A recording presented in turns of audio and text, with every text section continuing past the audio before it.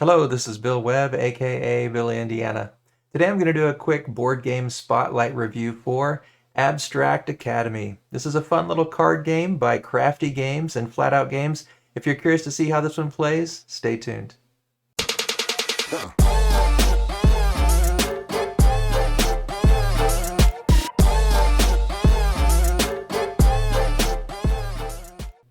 Well, I'm not going to do a full playthrough or a complete teach, but I want to give you a general idea about how this game works. You play this game in rounds, and you're going to be playing with either a group of 2 people or 4 people. It's purely a 2 or 4 player game. And there are player references, there are blue, red, and yellow assignments, professor assignments, and inspiration cards. These cards here are what you're going to be using to score your canvases that you're building together with that 1 or 3 other people. And then you've also got the teacher's pet card, which helps keep track of who has broken the latest tie. And then these are the cards you're actually using to build the canvas. At the beginning of round 1, each player is going to have 3 of these cards. And they're each also going to take 1 inspiration card. Now that will be their hand for the game. And in the first round, it tells you right here that you're going to be looking at these 3 color theories to see who can score them the best. So we'll flip those over. And then in round 2, it says here you would do 2 professor composition cards, which are worth 5 points each. And then in round 3, you're going to do 1 professor card and then 2 of these assignments that you pick, 2 of the red, blue, or yellow. But in this first round, this red one says fewest red areas for 3 points, largest blue area for 3 points, most yellow areas with only 1 quadrant for 3 points. Now this player has an inspiration card that's also trying to get them to build this stair step design of the same color within their canvas area for 2 points. And this player is trying to build their inspiration card, giving a 3x2 L shape of a single color in their area. And so those remain hidden. And if you don't succeed in fulfilling those inspirations in the first round, you can keep them into the second round and the third round. But whenever at the end of the round you have fulfilled them, you would show them and earn those points. Now, whoever starts out as the teacher's pet, which is supposed to be the last person that takes a class, so we'll just say it's this person here, they're going to place a tile down into the general playing area. I'm just going to move these a little bit out of the way so we have more room here. And then they're going to draw 1 from the deck.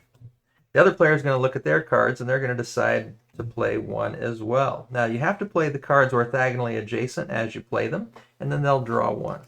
Then the next person's going to look at their cards and they're thinking in the back of their mind that they want to try to get this stair step, but they're also thinking that they want to accomplish the fewest red areas, the largest blue area, and the most yellow areas with only 1 quadrant.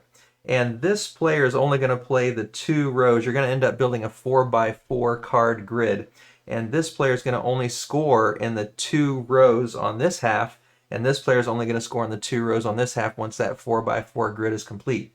But that 4x4 grid isn't necessarily set initially. So while there's 2 cards here, this player could say they want to actually play this card on this side and then draw another one. And then this player could actually decide they want to play this card on this side. And they didn't have to necessarily play them in a line. They could have played them beside each other. They just have to play them one at a time and then draw another card. Now at this point, if they had played them in that order, now this horizontal limit of 4 cards is set. And these 2 rows, while they're not set how far they're going to go in either direction, this could be all the way to the right or all the way to the left, depending on how the rest of the cards are played. But these 2 rows are going to be this player's scoring area. This row is going to be their home area, where now this player can no longer play cards in that home area, but everybody can play in this middle area.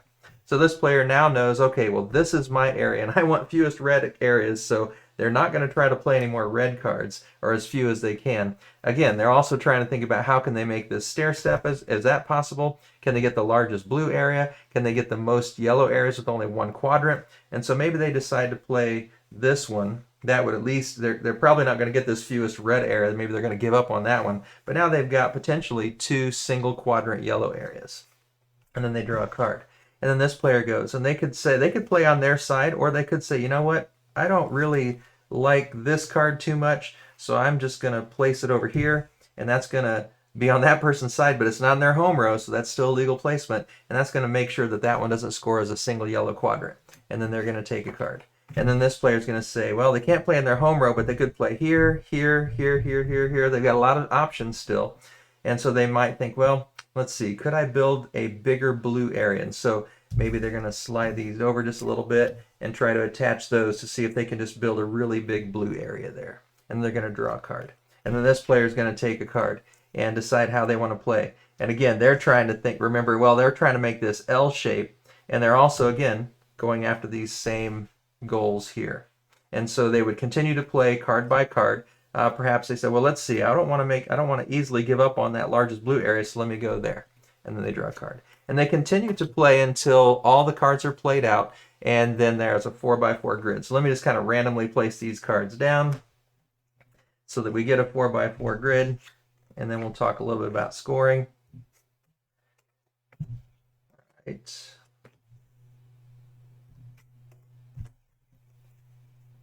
And so they're just going to continue to play one at a time. I'm not really even thinking much about at all what I'm playing here. And typically, this player can't play in the home row, but if that was the only legal play, then they could. But normally they couldn't. So now they are going to be playing on this side. And this person's going to finish it off.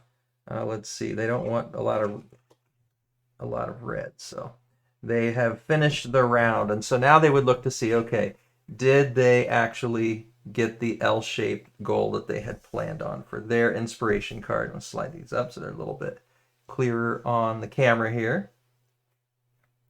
And so, yeah, they hopefully would have been planning for that. I wasn't really thinking about it, but accidentally, I actually did make this L shape here. It's 1, 2, 3 red, 1, 2 red. So they accomplished that for 2 points.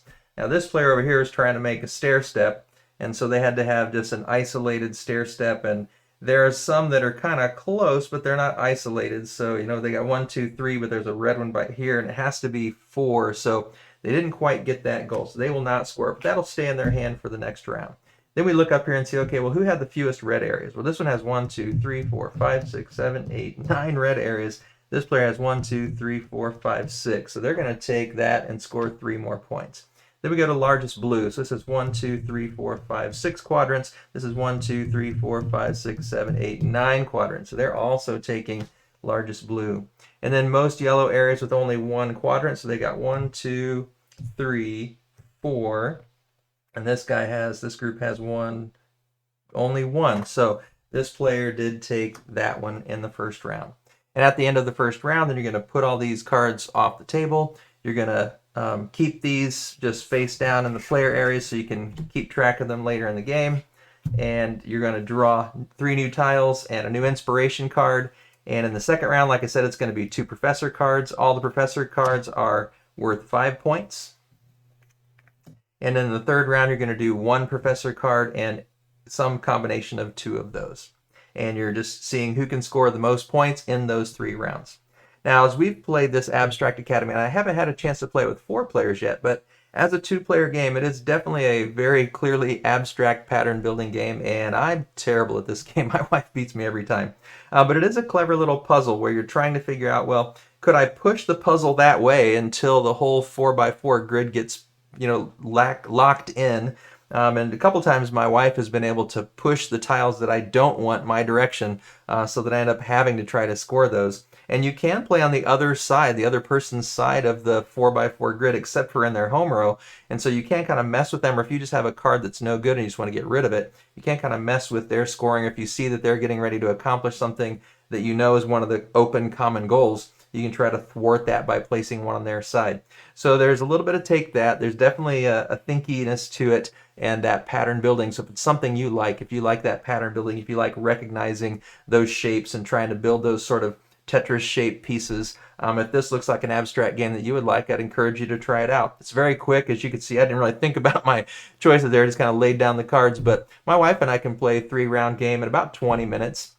And had that nice little challenge last night. I would say we played maybe 30, 35 minutes and played 2 full games last night just to kind of get it to the table again and enjoy it one more time. So that is how you play Abstract Academy. Hopefully that was helpful for you to get a feeling for this game. If you like pattern building, if you like abstract games, if you like card games that are small, easy to travel with, you might want to try out Abstract Academy. Hopefully this video was helpful for you, and if you did enjoy it, I'd love it if you'd click on that thumbs up down below. It'd be terrific if you'd also choose to subscribe to the channel. If you have questions about the game, or if you've played it and want to tell me what you enjoy about Abstract Academy, leave those comments down below. As always, thanks for watching. This is Billy Indiana, signing off.